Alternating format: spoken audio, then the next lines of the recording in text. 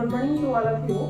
आज मैं आप लोगों को उपवास के बारे में बताने जा रही हूँ। उपवास क्या होता है, उपवास से हमें क्या बेनिफिट मिल सकता है और उपवास को करते कैसे हैं उसका जो सही तरीका है वो पता करके अगर हम करते हैं तो उपवास से काफ़ी सारे क्रॉनिक डिजीज से हम बच सकते हैं।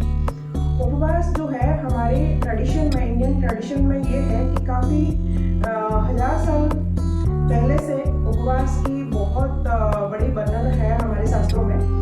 जैसे कोई त्यौहार आता है, कोई फेस्टिवल्स, कोई किसी भी प्रकार के घर में कोई फंक्शंस होते हैं तो हमारे मदर्स या जो बुजुर्ग है वो हमारे लिए, बच्चों के लिए फास्टिंग करते हैं, उपवास करते हैं। उसका ये महत्व है, वो लोग अपने आप को जो फास्टिंग करके भगवान से कनेक्ट करने की बात करते हैं। बट इसमें मैं इस वीडियो में आप लोगों को उपवास की जो विज्ञान है, साइंस है, उसको मैं आपको बताने जा रही हूँ। उपवास क्यों करते हैं? उपवास करने से आप सभी का जो बॉडी की टॉक्सिन्स है वो टॉक्सिन्स अपने आप फ्लश आउट होता है और उपवास से हमारे बॉडी जो है ऑटोफेगी मोड में जाता है और ऑटोफेगी मोड में जाने के बाद हमारे जो बॉडी के अंदर जो पड़े हुए डेड सेल्स है, डेड टिश्यूज है वो एक्टिव होते हैं और जितने भी टॉक्सिन्स है वो क्लीन हो जाते हैं। साथ ही साथ हमारे जो सांस प्रश्वास है वो हमारे थोड़ा स्लो हो जाते हैं, जो हम प्राणायाम के अभ्यास से करते हैं। बट हम जब फास्टिंग करते हैं तब हमारे प्राणायाम की बेनिफिट भी हमें मिलने लगती है। क्यों? क्योंकि जब हम फास्टिंग करते हैं तो हमारे डाइजेशन की जो सिस्टम है वो स्थिर हो जाता है, क्योंकि हम खाना नहीं भेजते हैं तो हमारा डाइजेस्टिव सिस्टम जो है वो कुछ देर के लिए रेस्ट मोड में जाता है। जब रेस्ट मोड में जाता है तो आपकी जो ऑक्सीजन खाना पचाने में हेल्प करता था वो ऑक्सीजन आपकी बॉडी को हील करने में काम करेगा।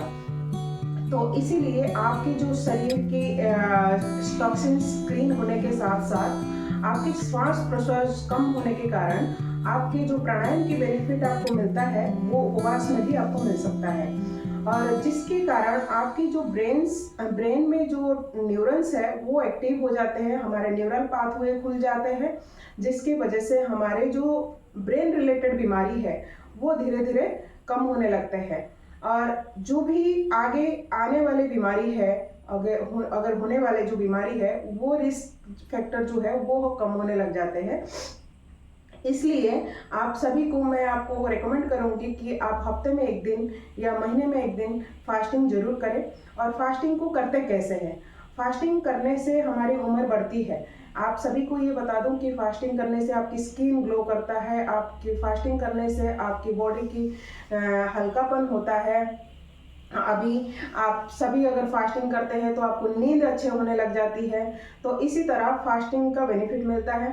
फास्टिंग को करते कैसे हैं? जब भी आपको फास्टिंग करना है, एकदम से आप रात को बहुत भरपेट खाना खा लिया अगले दिन फास्टिंग कर रहे हैं, ऐसे नहीं करना है। आप जब भी फास्टिंग करना है, अगर आपको कल फास्टिंग करना है तो आज से आपको खाना कम कर देना चाहिए, 50% खाना कम कर दीजिए। अगले दिन आप फास्टिंग करते हैं तो पानी की इंटेक ज़्यादा लीजिए। और फास्टिंग जब करते हैं उससे एक दिन पहले आप फ्लूइड या लिक्विड फूड में रहिए। और फास्टिंग के दिन अगर आप निर्जल उपवास कर रहे हैं तो पानी के बिना रह सकते हैं। अगर आप पानी के साथ रहते हैं तो पानी, नारियल पानी, नींबू पानी के साथ फास्टिंग कर सकते हैं। और इसी तरीके से फास्टिंग का अलग अलग तरीका है, उसको हम आगे अलग वीडियो बनाएंगे जिसमें आपको एक्सप्लेन करेंगे काफ़ी अलग अलग तरीके से कैसे फास्टिंग कर सकते हैं। और फास्टिंग जब करते हैं उस फास्टिंग के तुरंत बाद भी आपको एकदम से भरपेट खाना नहीं खाना चाहिए। जैसे करवा चौथ व्रत करते हैं या सावित्री व्रत करते हैं या नवरात्रों करते हैं, जैसे खत्म होती है शाम को लोग भर भर खा लेते हैं, ऐसे नहीं करना है। तो खाना जैसे धीरे धीरे कम करते हैं वैसे खाना जो फास्टिंग के बाद शुरू करेंगे तो धीरे धीरे फ्लूइड में, लिक्विड में, फिर फ्लूइड में, फिर आपको सॉलिड फूड में आना चाहिए। इतना ही इन्फॉर्मेशन मैं आपको देना चाहती हूँ। तो फास्टिंग अगर करते हैं तो आपकी उम्र बढ़ता है, आपके स्किन क्लीन होता है, आपकी स्किन में ग्लो आता है, डिजीज कम होने लग जाते हैं, आपकी हीलिंग सिस्टम ज़्यादा एक्टिव हो जाती है, आपकी बॉडी अपने आप को हील करने लगता है। आप काफ़ी सारे डायबिटिक बीमारी, बीपी बीमारी, तो इस तरीके से काफ़ी सारे क्रॉनिक डिजीज से भी बच सकते हैं। Thank you so much.